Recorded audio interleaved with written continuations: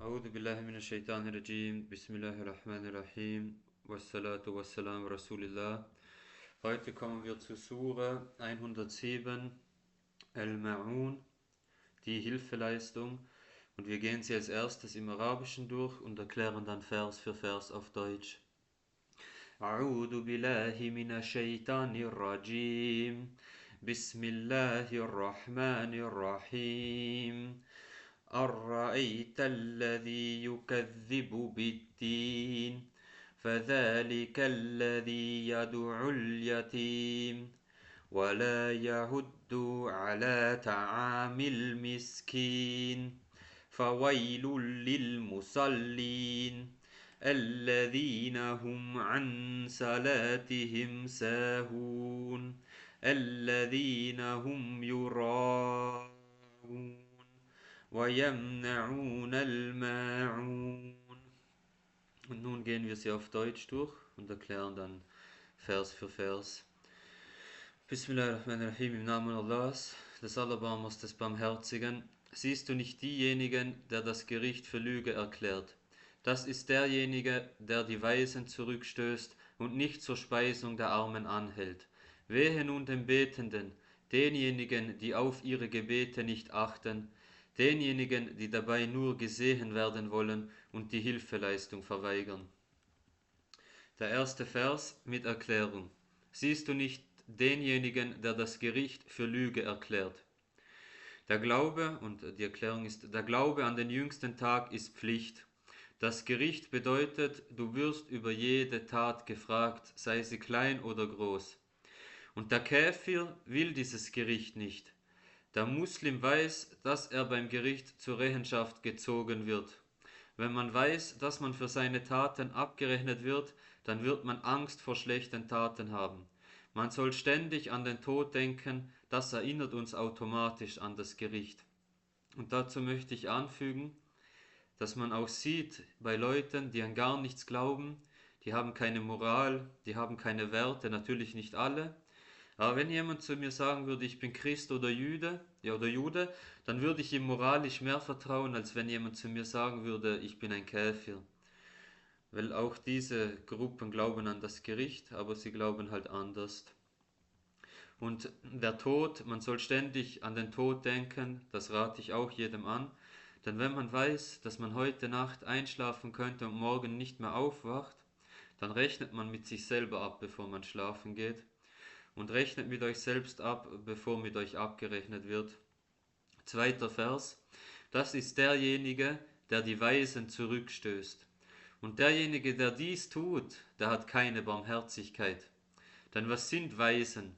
Waisen sind Kinder, die keine Eltern haben.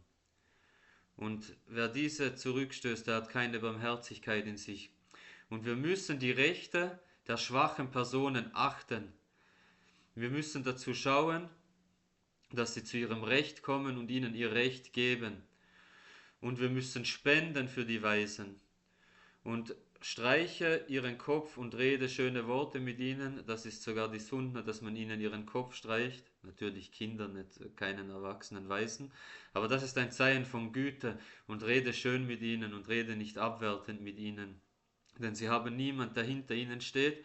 Und deswegen müssen wir Muslime ihnen ihr Recht geben. Dritter Vers. Und nicht zur Speisung der Armen anhält. Das bedeutet, man soll die Leute motivieren zu spenden. Auch wenn du selbst kein Geld hast, dann rufe dazu die Menschen auf, etwas für die Armen zu machen. Denn was wären wir für Menschen, wenn wir andere verhungern lassen, wenn wir ihr Elend sehen und ihnen nicht helfen? Und wenn du kein Geld hast, dann rufe wenigstens andere dazu auf, dass sie spenden. Vers Nummer 4. Wehe nun den Betenden. Auf diesen Vers darf man nicht stoppen, das ist eine Regel beim Koranlesen. Auf diesen Vers darf man nicht stoppen und dann in den Rukun gehen, denn wehe dir ist eine Anordnung. Und bei Anordnungen geht man nicht in den Rukun, also man geht nicht in die Verbeugung beim Gebet.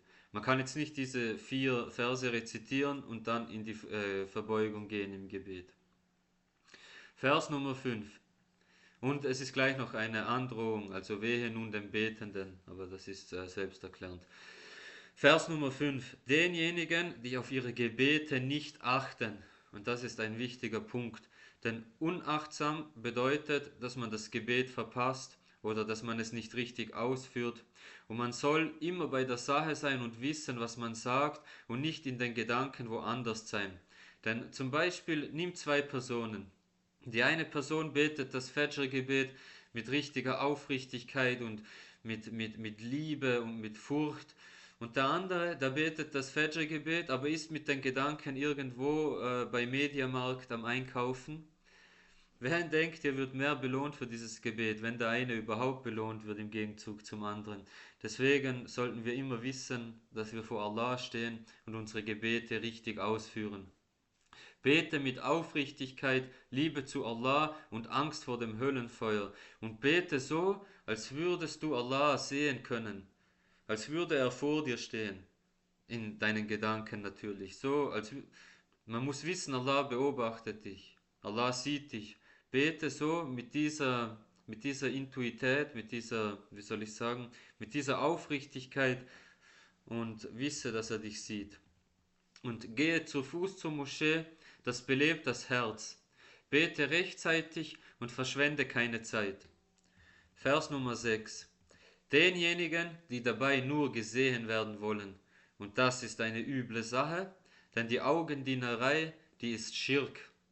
Es gibt Leute, die beten zu Hause ihre Gebete mit 4 Rekat zum Beispiel, beten sie in 2 Minuten und in der Moschee, oh Mashallah, da machen sie alles und oh, ganz schön, weil die Leute sie sehen. Aber für wen beten sie? Für die Menschen und nicht für Allah. Dadurch haben sie den Schirk begangen. 7. Vers. Und die Hilfeleistung verweigern. Hilfeleistung ist alles, was Helfen betrifft, sei es Spenden oder sonstige Hilfen. Und ja, was ist das Fazit daraus? Fazit, achte darauf, dass du auf deine Gebete achtest, halte die Leute an zum Spenden und hilf den Muslimen. Barakallahu fiqh. Assalamu alaikum.